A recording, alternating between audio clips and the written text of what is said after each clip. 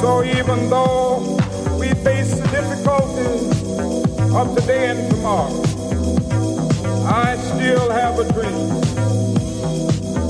It is a dream deeply rooted in the American dream. I have a dream that one day this nation will rise up, live out the true meaning of its creed. We hold these truths to be self-evident that all men are created equal.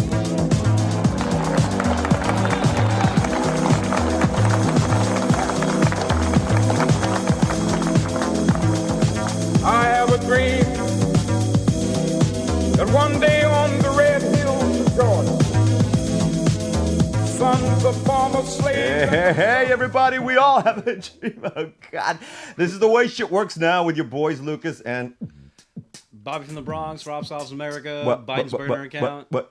Oh, God. Happy to be back. Yes, we are. Yes, it's been a while, man. It's since in studio? Yeah, we haven't done something in here. We've done a few things, everyone. In fact, welcome to the show. And in fact, since the last time we've been together, so much has gone down. It's going to be like super real, you guys. So we're going to have some things that we're going to be breaking down today. And I just want to thank everybody for being here. In fact, if it's a few minutes past 11 o'clock, although whenever you're listening to this podcast, it doesn't really matter, does it?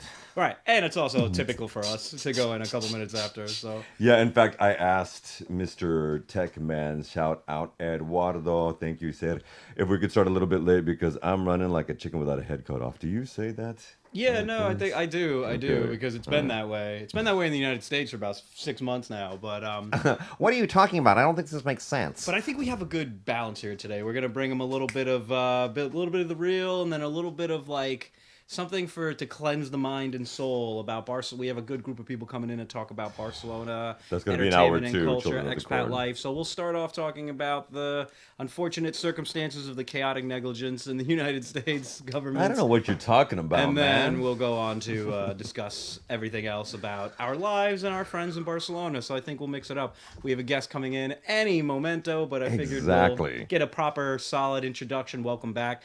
Check us out on our YouTube page and our Instagram page and our new Blue Sky page. We've done a few interviews since we've been gone. We talked to Charles Gaba, prolific fundraiser and ACA data guru. Exactly. And the Queen of New York City, my personal friend for a decade plus, Stacey Pressman, ran for mayor of NYC in 2021. That's right. Wake the F Up NY. She's been an actress, a public speaker, and once an actress, comedian, and all that, always, because it's in your blood. She's still doing it. Exactly. She took the interview with us hours after she was shooting something mysterious. And then running off to something else. So we want to give a mad shout out to that. Find that on our YouTube page. Find that on our Blue Sky page. Find that on our Instagram. I think you'll very much enjoy so. And now we've got a ton of great guests today to bring in the real for you guys. Hour 2 is going to be a total immigrant expat experience extravaganza. We're also going to be doing a brunch fest with some breaded goodness, and there will be bubblies spreading around, although today I forgot the crystal, so we're going to be doing it out of plastic, but whatever. That's an hour 2. But today also I do want to make a beautiful shout out that all of that can be found. In fact, the Blue Sky, the Instagram can be found at The Way Shit Works Now, and on YouTube it's The Way Ish Works Now, because this is the way that Ish works here on YouTube. Yeah, we can't put a curse word in YouTube and get the algorithm to work, so we had to switch it up a little bit. Just a little bit. Our Clippy clips are doing pretty well, though, I gotta say. And we want to thank everybody who's tuning in, and little by little, every day we're building up this independent media system, independent media system, whether it's through podcasts, whether it's through live radio, as we do here, as well, out of the beautiful city of Barcelona. And in fact, today, joining us in just about approximately 10 to 15 minutes, Mr. Oliver Kendall, who is formerly has a background in international security in the United States and is doing a current MBA pro here in BCN at ESADE, which just happens to be one of Europe's top and Catalonia's top business schools. Yeah, he's a good friend of mine. We volunteer together, and we've. What did you guys volunteer for? Like, what kind of stuff is you? So to lay it out in the beginning, our opinions are never part of the organizations that we volunteer for, or work for, or own, or study at. But we volunteer for the Democrats Abroad. Both of us have worked for Barcelona and for Global. So we help in terms of like messaging on the global front, press releases, talking points, content creation. He's been a little bit busy because, as he'll tell you, the MBA program is not exactly easy. No, especially at Esade, and that's why it ranks there at that. This is not an advert for Esade, by the way, Yeah, but it it does can rank be there if at you- the top there, and certainly in Spain it is the top here. It can be, but only if you pay. You better act like you know. But even let's talk about that because we've got some time to kill on the Yeah, pod. absolutely, And again, absolutely. remember the way shit works now at Instagram, at meta sites, basically. Oh, hi. And Blue Sky and the way ish works now here. And welcome everybody, especially if you're listening. Blue in the Sky beautiful is state of burgeoning. Catalonia. Blue Sky is burgeoning. It feels like an audience best for us, and that's why we got set with it. And Charles Gaba has a very big presence there. He's able to help us promote. So is Ben Gorman, friend of the show. He's helped us in a big way. And, we're just trying to get out there, counter-programming to the U.S. government's slew of nonsense and tell you the truth. Come out here, have these discussions, and discuss exactly what the hell is going on that needs to be talked about. And give Americans who live abroad like a voice, an outlet, somebody to listen to that isn't insane, a show, a program that can actually like inform you without indoctrinating you or without all sorts of layers of nonsense. I'm thrilled to be back in studio and continuing the conversation. Fresh off the No Kings parade. Fresh off, So- I saw something that I forgot where I saw it. Actually, doesn't matter. But it said it was a note from somebody, a tweet or a skeet, whatever they call the hell that shit. Yeah, but I don't know what they call it. they said another chap or another lass or something from England. We actually do have a king. And our king has never sent the military to fight against its people and threaten and train. And that's a real king. So what you have is a burgeoning dictatorship. So that's what we had agreed on, DA, to avoid complications and confusion. Our term was no dictators, which we think everybody can agree with, and we turned out pretty large. Actually, it was about 250 people in Plaza San Jaume, and it was our sort of reach out to the thousands of protests that were in the States. And DA coordinated a bunch all over the world. Spain, France, England, Mexico. Oh man, Eastern all over Europe, Asia, too. all Yeah, all over over Eastern the place, Europe. yeah. Yeah, Aaron's over there in Bratislava. Yeah, I mean, it was really beautiful. It was really beautiful. We have a lot of it was just great energy. I spoke to a crowd. I like to get in front of a microphone any chance I get. And it was great. It was really. Did you grow up honestly- like that? I don't. Yeah, probably. Look at me. Yeah, I was an only child. I mean, what am I gonna do, right? I'm a twin. Complete opposite. But I think both of us were a little bit. Look at me. It's also like growing up in the Bronx looking like Macaulay Culkin kind of thing. Made me be like, okay, I better be funny or something. It's true though, because if you don't know New York City, then you don't understand what Bobby's Right. saying. That's why. But exactly from where they had the rally for the No King's Day. Yeah. No King's Day Here, parade. no dictators, but in solidarity with the United States, no King's protest. It was against no Trump. dictators. Hells to the yeah. Yeah, it was Thank no you. You just said dictators. that. Hello. Yeah, because everyone agrees that we should never have a dictators ever. Well, not everyone does, and this is Yeah. the reason why we've had to do this. Right, isn't that right? It also gives Yeah, a that's a platform for those of us, again, in the expat independent media system to get stuff out where we are. Because if we have more of these things popping off, that includes millions. In fact, there's over roughly 16 million people, give or take, at any given time, who are abroad outside of the United States. And it's always going to be growing because es que ya sabes tú, which means in Catalan, you already know. Well, Europe can expect a lot of the United States top scientists and medical minds to be begging to come over here soon. In fact, currently. And some of our finest actors and actresses and comedians are also moving over here. And a few of the queens that are going to be here in the second hour are going to be speaking about that. One thing I wanted to talk about is that there's this massive fierce debate that's just popping off here in Catalonia. And I want to know what you think about it. Yeah, hit me up. Now, in this thing that is actually being called for a national reform to reduce the work week to 37.5 hours instead of 40 hours. And it is coming under some fierce debate within certain Catalan parties, but most specifically, the faux independent party that's known as Together for Catalunya, Junts per Catalunya. I don't actually know about that party, but the idea makes sense. I mean, there's no necessary hourly mandate if you can get your job done. What do you mean? It's got to be 40 hours or we're effed. I mean, I feel like other countries have tried this and significantly shortened their work weeks because it's about the Germany, productivity. France, anybody?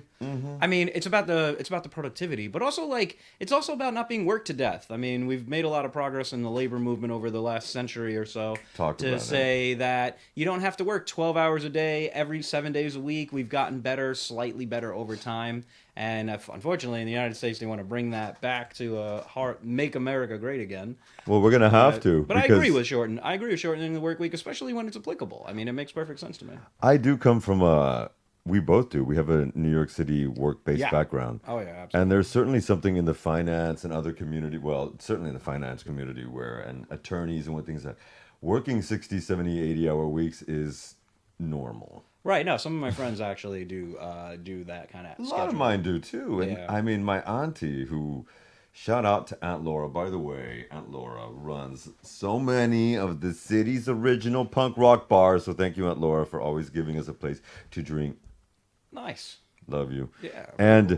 But this is starting some stiff debate because it's happened and been successful for so long in Germany and France already. Right. I mean, and it's also a matter of, work-life balance is so critical, and it's a point of, like, your own personal health, your stress, your mind going absolutely nuts, and actually living a life. I definitely have come more on the side of that. I understand why that's necessary. When did that happen for you, man? Oh, God, I guess when I stopped being... Yeah, right. COVID. When I stopped being a Republican... Yeah, when I stopped being a Republican, I realized, maybe we shouldn't work everybody to death. No, you know what I really think? I've been on both sides of the aisle. How Protestant. I've been on both sides of the aisle, and I've also been on both sides. I've owned small businesses. I've worked as an employee. I've worked as a contractor. I've worked as a, autonomo. I just think, like, making sure that your employees actually have their own... their own health, their own lives is beneficial to you, because if you have a miserable workforce, you're going to get miserable work product. I mean, it does, as always, children of the corn, people who are listening in, and anyone who knows the Club with Lucas, knows I love to quote The Simpsons, and it reminds me of Mr. Burns when he said, a happy worker is a busy worker, and it's true. Oh, yeah. And Mr. Burns, yeah. He just happens to be, him and Lisa happen to be my favorite. He and Lisa happen to be my favorite characters, but there's some truth to that, and if you can keep your folks happy, then that's kind of the point. You're right, though, what you said a few minutes ago. Let me wet my whistle. If you can get your ish done in less than 40 hours, what the hell? I do remember one of my first, Raquel Cortez, a business student I had here, and she said that she got her ish done every day within 3 to 4 hours, and the other 4 to 6 hours, to 8+ hours that she was there, were filing her nails, Facebooking. This was because the job is finished. Yeah. Right. You're done. Exactly. You're done. And she would space it out so that she had enough cigarette breaks after the lunch hour. We should fundamentally rethink how work productivity exists, like how it's thought of and how it's implemented, because it's not like the whole work. The companies that are demanding their employees come back to work in offices has nothing really to do with productivity, in my opinion. Oh, you mean like Elon Musk and the U.S. administration government? Yeah, as in you can get your job done, and I think like there's a beneficial, like you can't run a government on Zoom. I understand, like Amen. True. So like but if people are being equally productive at home as they are in your office, then you have to rethink. Yeah, I kind of. Can we?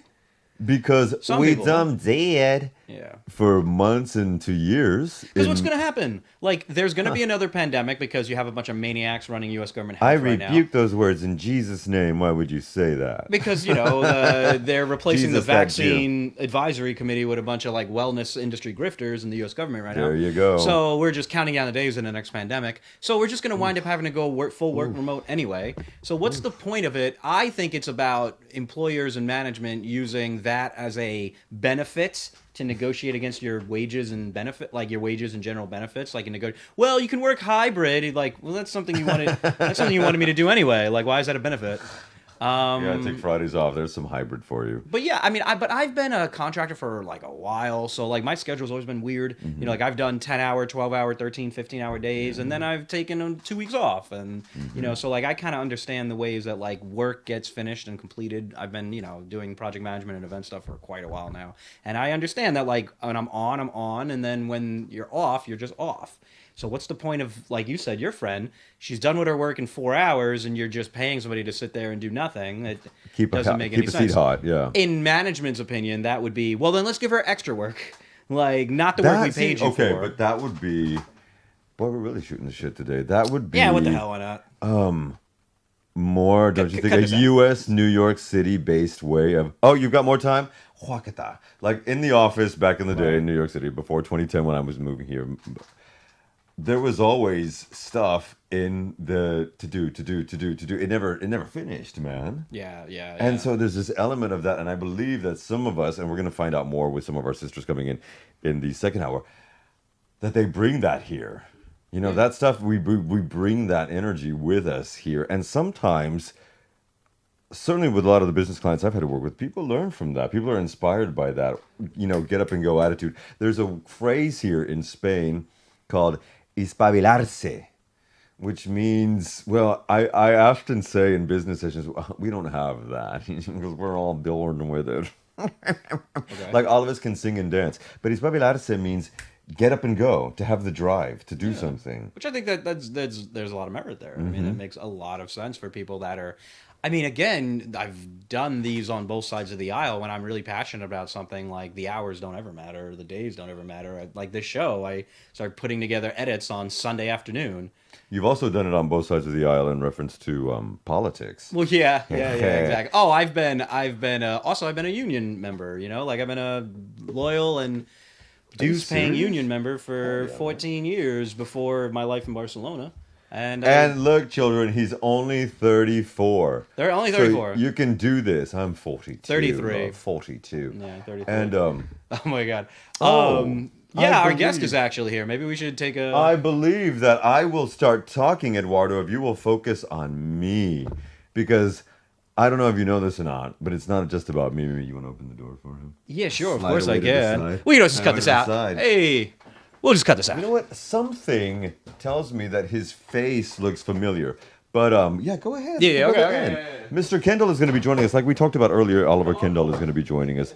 And he's just run out of a session at ESADE, in fact. But no, what I was going to say was that there's this element where when you are based outside of your comfort zone, it becomes a bit more of a challenge to, like, keep the ish real. Now, someone's walking behind me. I don't know what's going on up in here. Hey, my brother, welcome, man. You don't have to worry about it. Oliver, welcome to the show. Have we met before? I believe so, actually. I think a couple weeks ago at the protest, not the most recent one, but the previous. We haven't. No, we didn't. Your face looks familiar. Oh, okay. No, I haven't been there. I haven't been to the protest. Well, you both have been in Barcelona for about, what, 6 years or so? In my case, 6, yes. Okay. Yes, coming up on 7 this fall, actually, which is mind-blowing, but... Why is it mind-blowing? Talking to the good guy. And everybody, this is Oliver Kendall, and he is actually one of our, I'm going to call him a calm resistance fighter. I actually called today's edition of the podcast, because we were splitting up into 2 hours, the Go F Yourself Drum Off Day. But it's not really going to be that, because we're going to talk a little bit about what you're dealing with as an expat. May I ask, why is it a mind-blowing after 7 years? Because, as I keep telling people, I moved here for 8 months 6 years ago. It was completely not the plan, and... I thought that I would be back in the U.S. or somewhere else doing a graduate program like 5 years ago. And well, as always happens to expats who moved here, well, I think my story is pretty common. Okay, so there's a specific other person involved. That didn't work out, so you stayed. No? Actually, sort of, yes. Okay, see, that seems to be a very big... That was certainly my story also as well. an expat story, yeah. Very common expat story. But, and now you're here doing your MBA. Yes. Nice. Because your background is in international policy. Yes. So could you talk a little bit about that? There we go. About the international policy or how I ended up doing an MBA, with that being the case? Both of them, please. I guess the MBA is mostly a response to the reality that once I had been outside the U.S. for a while and realized I liked the flexibility to be able to potentially be somewhere other than Washington, I realized that my resume is one that puts me pretty squarely on the eastern seaboard of the United States and nowhere else. Child, please. Where are you from, man, originally? I grew up in Tacoma Park, Maryland, and Michigan. Okay. But my family's from the other coast, so it's the other coast? Yes. You mean California? Washington. Okay, Washington. Yes. I appear to have some sort of connection to every Washington in the United States. Man. Yeah, nice. Okay. All right. And so this kind of state that you found yourself out of, you wanted to get out of Washington, D.C., I'm presuming you were living there? Yes. Okay. And so, and I also, did a tiny bit of nerdy research, but you had some background in international security as well? Yeah, my undergrad was focused pretty heavily in international security policy. I was a teaching assistant for a couple of years in that space, and yeah. I want to know your thoughts on foreign interference in this administration. Sure, let's go straight for it. I need to know. Because Foreign interference? Well, do you think that there is any? Is there? Do you happen to think? Our brother needs to speak, love. Yeah. A $400 million airplane is hard to miss. What are you talking about? He didn't accept it for that. It's for the Department of Defense, and then it's going to be part of his library. Well, I'm sure the Department of Defense will bear that in mind the next time the Qataris back some insurgency that we're not a fan of, or at least I'm sure that was the hope on the part of the Qataris. So. Right. It's sickening. It's sickening. Is it true they were trying to get rid of that plane? Like, that's not even like a nice one? I have no idea, but I doubt that it's not a nice one. My understanding of having flown Qatar Airlines once or twice, my understanding is that they do the airplane thing pretty well. Well, actually, they do, and they were just voted as of last week. Well, they just were announced as the top airline of 2025. Oh, what do you know? They took it away from the Emirates. Oh, it's break. all part of the sovereign fund. What would again? What? Global apathy, because I mean, some of the bitching that we do on our Bitch and Gab Fest sometimes can come across as apathetic, or not. I think it's trying to be the opposite, but It's it's trying trying to to break like, the general apathy and the. Do you have any thoughts on that? Because I feel like there's this slide into like, and we do live in a country where one of the main expressions here is lo que hay, which means that's all there is. I think so. If I understand your question, you're referring to the slide into apathy among expats or among people back home. General global, I feel, but let's keep it Western. Like so in the States, I feel like apathy contributed to the election result. Contributed to the result, I think. Yeah, I don't know how much. I think unfortunately our party has a tendency to notice there's a problem just after the nick of time. The people leading the party. Oh no! The voters as well. The voters. Okay. I mean, if I have plenty. I'll have some criticism for the people leading the party, but ultimately it's the voters' fault. In terms like who leads the party as a result of what the voters do, and the Democratic Party has a long history of having our. Good thing I'm not running for something, so I can honestly levy a critique at our voters, which I think they deserve, which is that. Sure.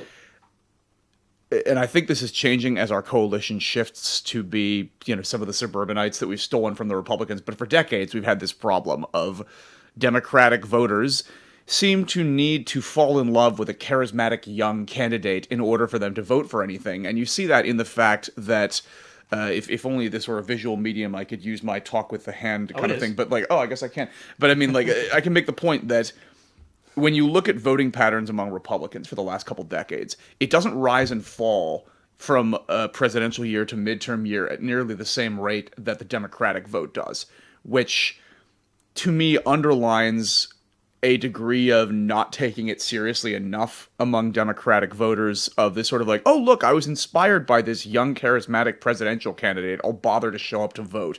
Yeah. And then 2 years later, oh, this person hasn't made it rain 20s. Well, I have better things to do all day long on midterm day. And then we get swamped. Fortunately, we can point to an exception there in 22, but it's 18. Yeah. But apathy, I mean, and look at the response among the sort of among a lot of Democrats in 2017 and in 2025, which is basically, you swore earlier, I noticed, so I can, which is basically, oh shit, looks like we didn't do anywhere near close to what we had to do to not lose an election to a crazy person. Now I'm going to be angry. And I remember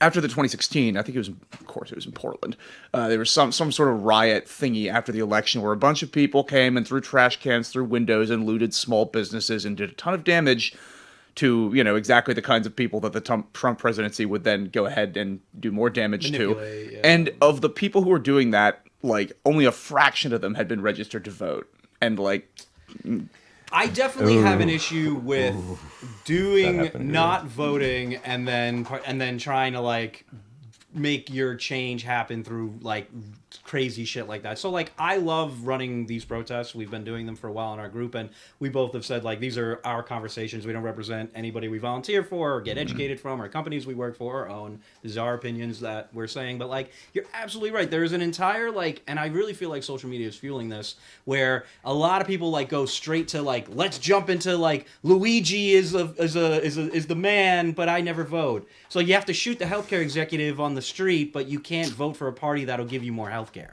And I find that to be kind of ridiculous. And it's the fuel there in social media because I think like a lot of these pages are negligent. I think we follow like these pages online that will not tell you, hey, are you registered to vote? Are you making sure you're participating in your civic duty? So what then is the answer to that? There has to be an antidote. There's got to be more of this. There's got to be more people putting up extra content. It's conversations like it's education like too. It's education, but it's conversations like this, like because as Oliver, the point, and I think you were getting towards is that like incremental change is actually good.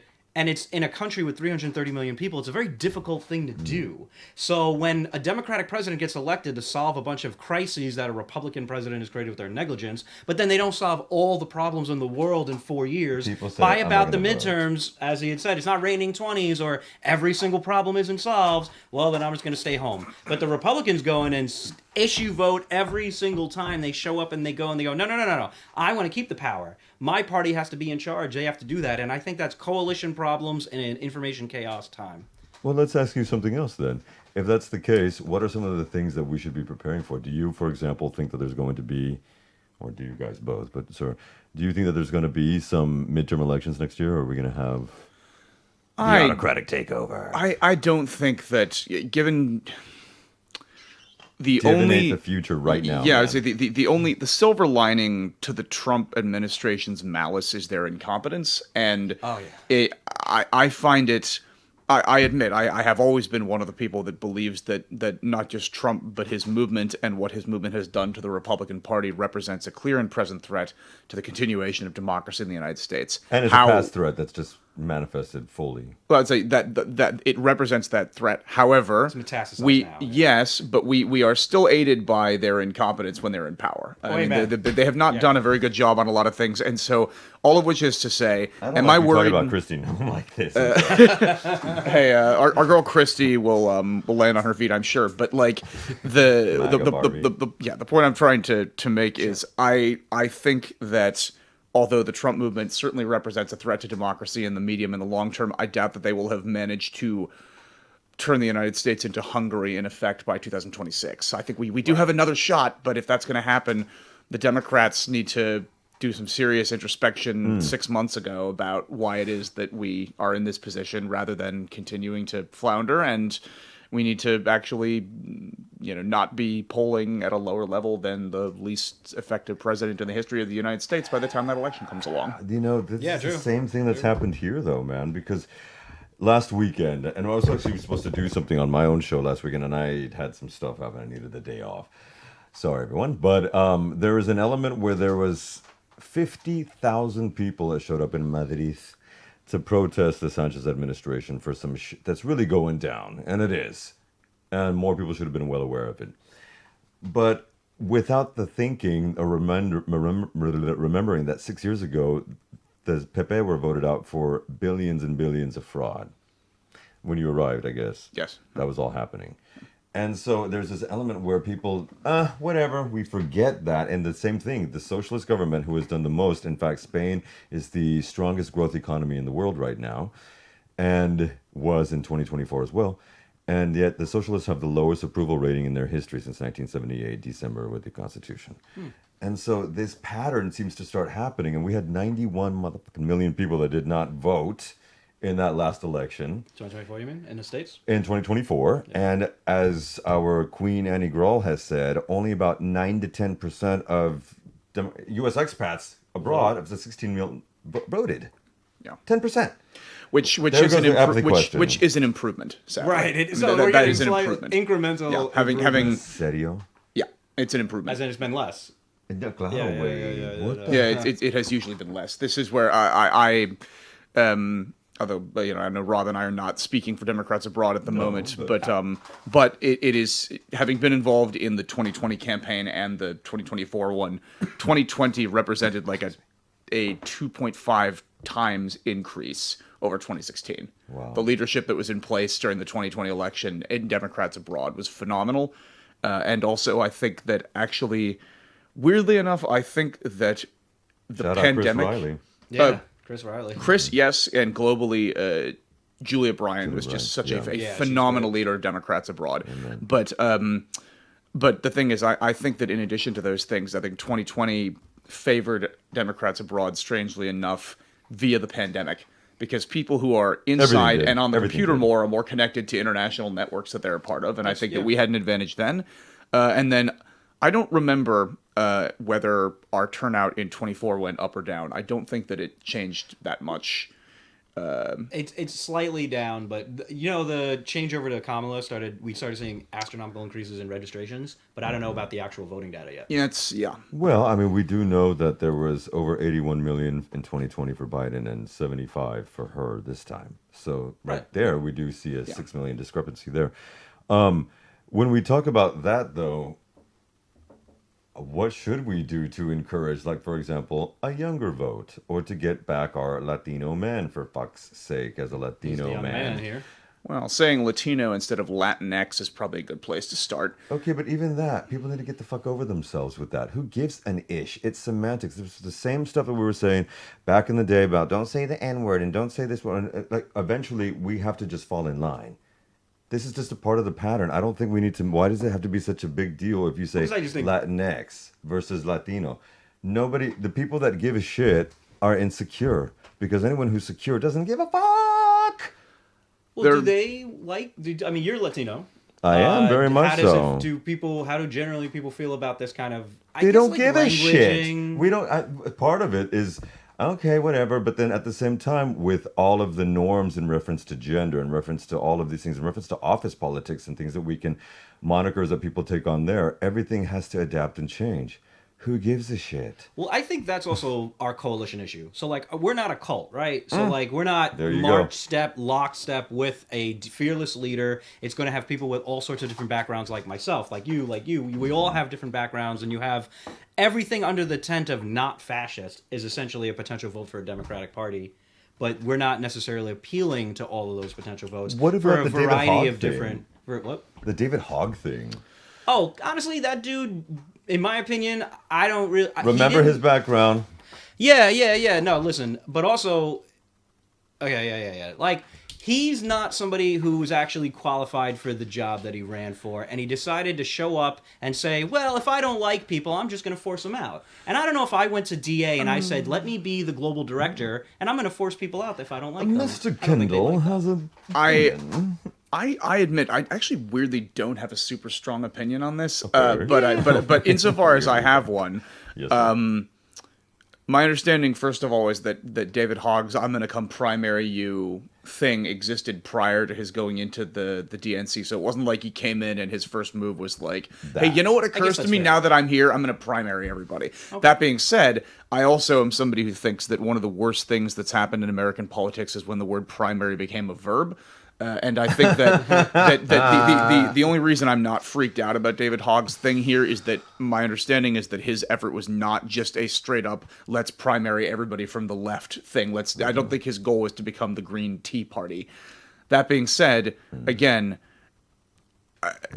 the reality is that the damage that has, I believe, been done to the Democratic Party's brand nationally by the victory of several folks in primaries whose primary calling card was to be loud, social media savvy, and from the left, as opposed to any sort of actual governing competence, who then primaried out competent, effective legislators like Joe Crowley, for example, and then by defeating another Democrat, then primarily use that platform to spread a message that is unpalatable to any constituency that isn't in Brooklyn or the Bronx or in Portland or something to that effect, has made it a lot harder for the party overall to win frontline seats. I think when I refer to Congressman Joe Crowley. I think we all know who defeated him. Yeah, I mean, I he's also my representative. Yeah, I also used to in my college days. I did stuff with the campaign of Congressman Keith Ellison, who was then the chair of the House Progressive Caucus and the first Muslim ever elected to Congress. However, and for the record, Keith was not primaried out by his successor, but his successor is somebody whose primary contribution to the Democratic Party appears to be to destroy its brand anywhere other than like her district. Okay. And the difficulty of winning back Congress is made only worse by the fact that in a time where all politics is no longer local, where frontline representatives are forced to answer for the antics of people like Rashida Tlaib or her friends.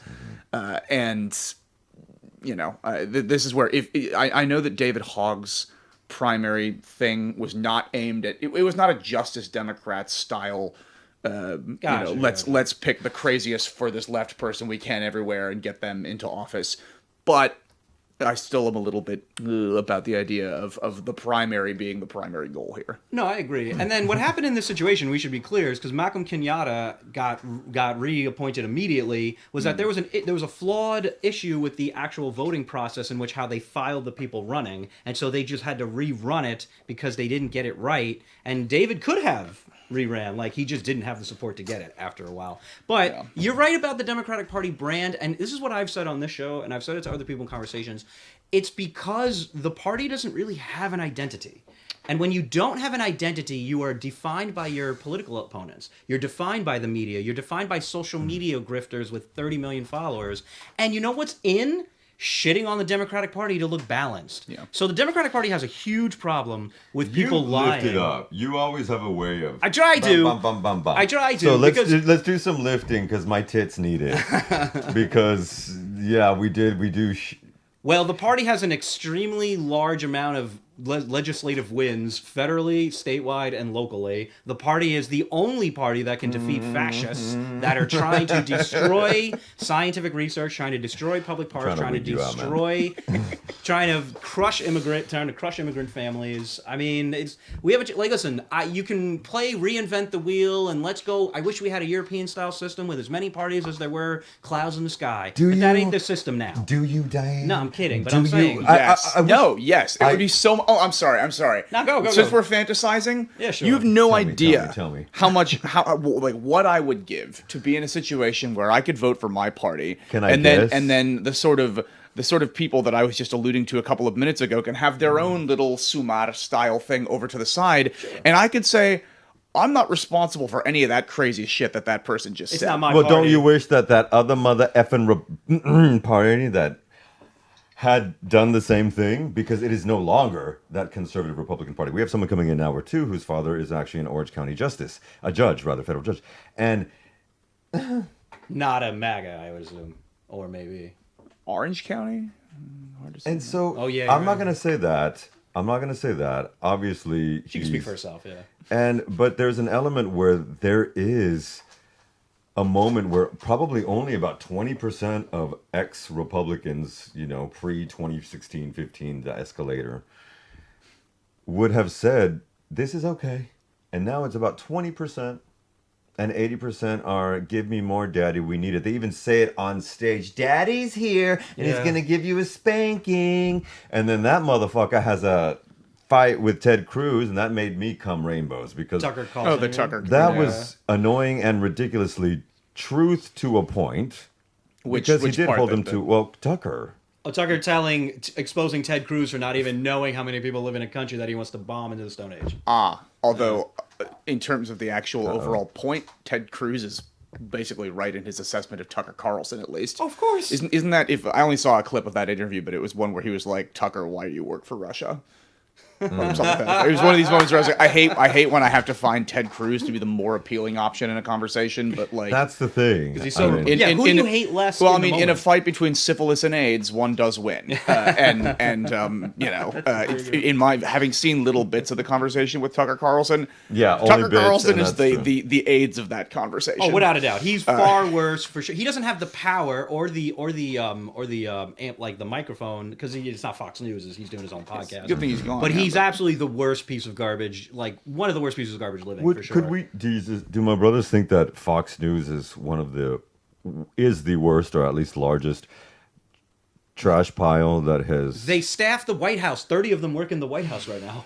I mean, that's the most powerful platform. He gets on his the planet. information and news. His reading briefs from that rather. Yeah, Donald Trump. Let's be realistic. Donald Trump is a low information voter, an average Fox News viewer who wandered into it's embarrassing the Oval Office.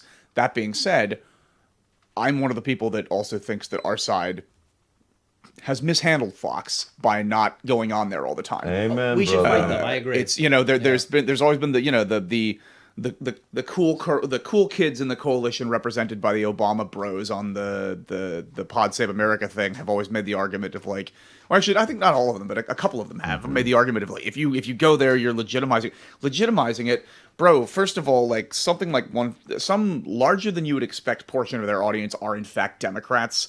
B, it's the largest network. We lost. They're not going to go away. People are not going to not watch Fox News simply because Democrats refuse to go on. Thank you, Australia. And with that being the case, we need to go there. We have to go and talk to them. And Pete Buttigieg and crushes so it every time. Every Thank you, time he crushes it. And I agree with you wholeheartedly because it's not about in the moment, but Fox will clip this or that. It's about getting the truth to people that are starved of the truth. These are groups of people that are not living on the same world that we're living in. You, me, and Lucas are living on a different planet than the MAGA Fox News, the average Republican Fox News. Well, we actually are all living on the same planet, but they live in a different reality that doesn't include I'm talking, fact, truth, and things of this world. So if you get an Oliver on a right-wing podcast, you get a me or you on a right-wing podcast, we're actually having a discussion to an audience that will never hear our opinions ever. So I agree with you. But even here, we have three varying opinions about certain stuff. Yeah, of course we do, because it's a coalition, not a cult. It's like The So View. that's how it works. The View, yeah, exactly. The next hour is going to be like The View. Right. No, I mean, our coalition could stand to be a little better at messaging, but how the hell do you get so many different groups of people from so many different backgrounds to get on the same page anyway? It's a very difficult thing. And you're right, you have like some flamethrower self-sabotagers like what's her name over there, and I don't like a lot of the self-attacks. That's my thing. If you are fighting a fascist government... what's her name? I find Rashida Tlaib to be repugnant. Oh. I find her to be completely repugnant. I find anybody that makes their social media balance, their social media presence, trashing the party you belong to constantly, and then also being this big bad boogeyman, the big lie that they tell, to be just absolutely repugnant. I mean, I just find it to be ridiculous. Stop trying to splinter off and stop trying to be cool and balanced and actually help beat fascists. Get people registered to vote. Show up to fucking elections. So this is what we need to be doing. This is what we need to be doing. We need to be doing, like, the criticism is fine. We should always have debates. We should also be discussing everything that we think can be improved in a political party because it's a two-party system. But can we stop trashing the party every single day? There is one additional thing. Like, first, yes, I agree with everything you just said. Second, a critical step that needs to be taken by the Democratic Party is to stop micro-targeting. Like we have in the last the consultants. Damn it. Yes, but also it's the obsession with identity as being the primary issue which we should be talking about. I remember having done. I coordinated the phone banks out of my staging point in the 2012 election with the Minnesota Democratic Party and the Obama campaign, and it was broad messages that were applicable to everybody, and everybody participated. In 2016, I tried to do some of the same things with the party and with the Clinton campaign, but every phone bank you would go to, it was Asian Americans for Clinton, or black men for Clinton, or white women for it broke down the coalition. It's still like that. Yes, which is a big problem because most of the rest of the country does not think in these terms in the same way. But that's because most of the rest of the country, 56%, is white, and so fact. They vote. So there becomes and they vote, okay, and so at that point, well, do they? Because it was the lowest turnout in modern history, this last one, and so one of them, yeah.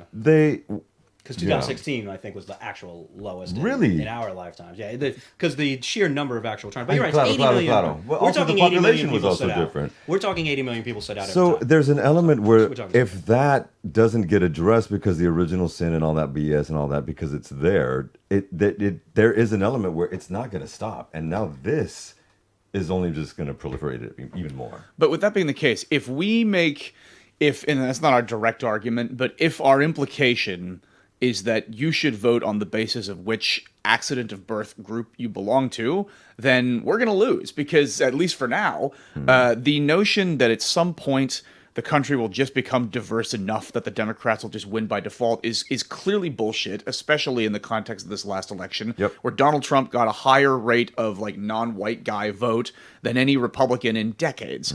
And if the Democratic Party insists on continuing to message in a way that is within the framing of vote for me because you're, X, vote for me because you're Y, rather than vote for me because of my idea and how it might help everybody, we need to get back to universal messages. So then we it need needs to be stop. back to meritocracy. Well, it's not about merit. I mean, Well, having the merits to say, we're going to do this and this and how we're going to do it. But also, I would challenge you on one thing: is that makes perfect sense in a world before the U.S. federal government is attacking people based on their identities. So right now, the Trump administration hold on. That's never not been the case. One could argue. Okay, I mean, okay, Segregation the Trump, sure, yeah. I mean, redlining, segregation, various other things. The notion that an administration being less nice to one group than another is new is I think not accurate. But it's a lot worse now. You'd say. Sure, yes, but there are evangelical Christians who would have argued in the past that the government was targeting them by making them bake gay wedding cakes or something. Do I think that's bullshit? Of course. But the notion that right now is not the first time that any group of Americans has felt as though they are disfavored by the government. Yeah. I don't mean to diminish what the Trump administration is doing, but my point is our messaging should not be grounded in a rationale of vote for me because What should it be X. grounded in? Vote for me because I'll do this to help the United States. What I'll is do this this? to help That's the thing. That's what we need to higher establish. taxes on rich people, more comprehensive Amen. health care coverage, better education focused on getting kids into the classrooms, not changing the names of the school for silly cosmetic reasons. It means more investment in green energy jobs of the future. It means a consistent and robust foreign policy that doesn't abandon our allies because somebody, as you mentioned at the beginning, gave you a $400 million jet. Aiding parents, aiding single parents, aiding people with child care and things of that nature. Can I tell you, the last 4 years had a shit ton of progress on that. That's right. A shit ton of progress on that And it's by all our stopped. party, by the Democratic Party. What I get angry at, and you're not these people because you're well informed, but people will tell me the Democratic Party didn't do this, and I'm like, well, what about this law? What about that law? So in the last 4 years, we added 20 million people to healthcare coverage. We cut child poverty in half. We 25%, but yes. And yet, then, what was the conversation about during the time we were doing all of that? Well, of course, we can blame a lot of it on the relentless, oh my God, look, he's old, he tripped sort of coverage. The media. But also the fact that silly cosmetic fights were started by the left-wing activists over the last several years. And for the last year and a half, much of the national focus has been on privileged little 19-year-olds lighting their college campuses on fire because they fundamentally misunderstand a conflict on the other side of the world. Yeah, I'm not with that. If we do not message about those accomplishments that you just outlined, well, then nobody's going to notice anyway. Can I ask, Rob, because you would know, Pop, which of those accomplishments that Biden and Harris did pass are still in continuance at the time? That Trump isn't actually actively dismantling. Correct. Are there any, I wonder, because of the infrastructure stuff and everything that happened? I mean, look at how they built the bridges. CHIPS Act, I'm CHIPS sure is he still PACT is still going, PACT Act is still going, CHIPS is still going. He hasn't touched the Respect for Marriage Act, which is nice so far. I think they're waiting for the Supreme Court to do that. The healthcare, we talked about this with Gaba. So we talked to a prolific fundraiser, and he explained how, if the Republican Congress and Trump do nothing by the end of the year, all the Obamacare subsidies added through the Biden term will just be wiped out.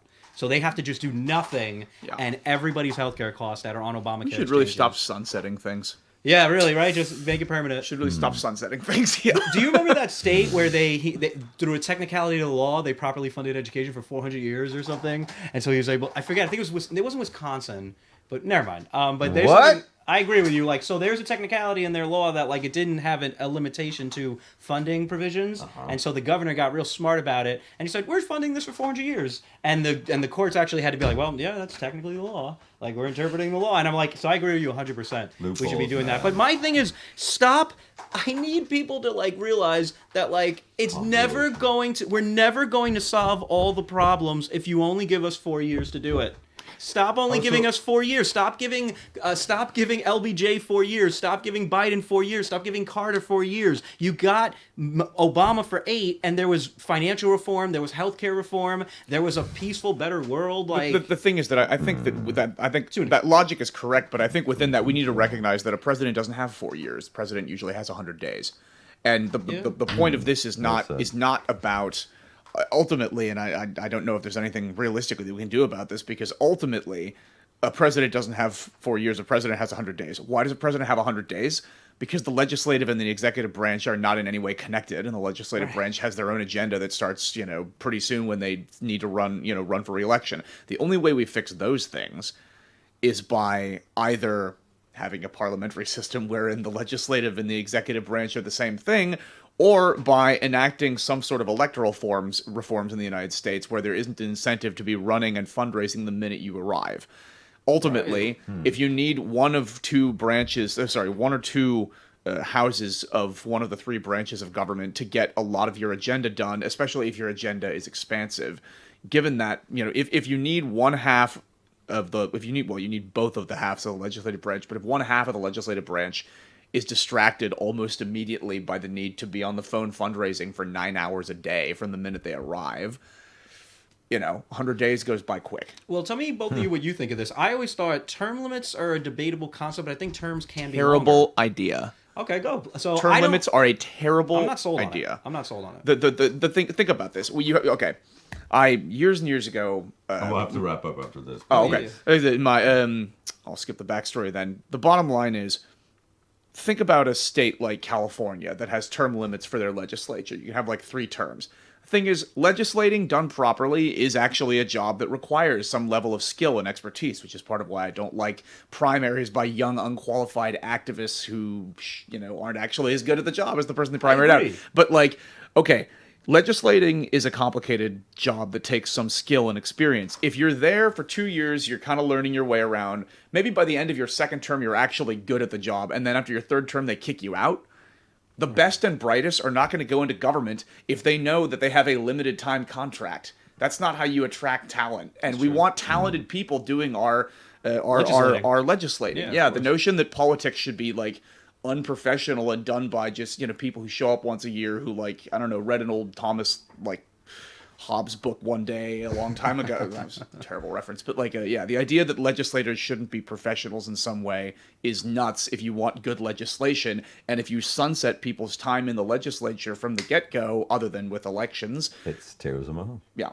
No, it makes sense. If you're good at your job, your term limit is your constituency. Now there you can talk about different issues with that not actually being the case. You have gerrymandering and stuff like that. But I completely agree with you. End us on a good note. What can we look forward to? What do we look forward to? Give me something positive. What are we doing well? Because I think we are. I think the resistance is rising. I think we have a good chance to beat the dumbest attempt at fascism ever. We are winning most elections that have gone out. Yeah, basically overperforming in every single special. What can we, the people, not just the party, what can we, the people, do, and what are we doing positively, in your opinion? What I see positively is a number of Democratic leaders in the wake of the 2024 election learning the lesson that a big part of the reason we lost is that we've annoyed huge parts of the country into finding us to be just difficult to tolerate. This is why I like seeing things like Gavin Newsom talking to people that we don't like. I like seeing things like Congressman Seth Moulton being willing to say things out loud that almost everybody agrees about, trans people in sports, that it's okay, we don't want to touch that, but everybody kind of quietly agrees with this for the most part. But this breaking of the taboo kind of thing, I like seeing people in the party speak a little bit more openly in a way that it doesn't make it sound like we're hiding something all the time. B, I like seeing a focus in most places. Let's see what happens in the New York election, but an increased focus on competent governing of the areas that we have. That's everything. So that we let the alternative speak for itself. Like the alternative vision we present speak for itself in terms of like, look, the government here actually worked. I like that there's a wing of the party that's focused on that sort of thing. And, you know, I don't know. Ultimately, I like think Pete Buttigieg we were talking about earlier. Yeah. Like going on these, fighting the information wars at where they are. Not choosing your own special. Like, the battlefield. incompetence of the Trump regime speaks for itself. We need to let our competence speak for itself in places where we have the ability to demonstrate it.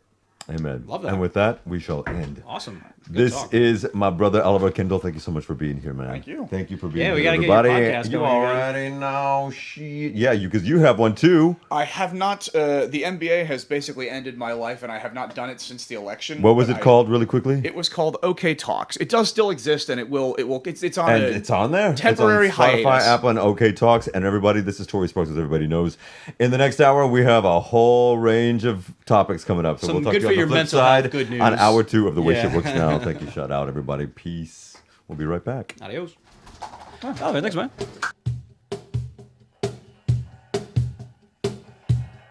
Everybody knows that the dice are loaded. Everybody rolls with their fingers crossed. Everybody knows the war is over.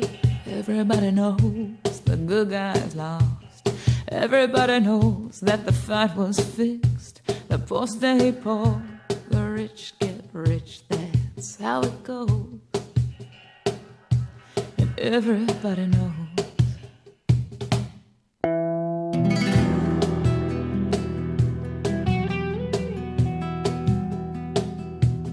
Everybody knows that the boat is leaking. Everybody knows that the captain lied. Everybody got this broken feeling, like their father or the dog just died. Everybody talking to their pockets. Everybody wants a box of chocolates and a long stem rose. And everybody knows. Everybody knows that you love me, baby. Everybody knows that you really do. Everybody knows that you've been faithful, or give or take a night or two. Everybody knows that you've been discreet. There were so many people you just had to meet without your clothes.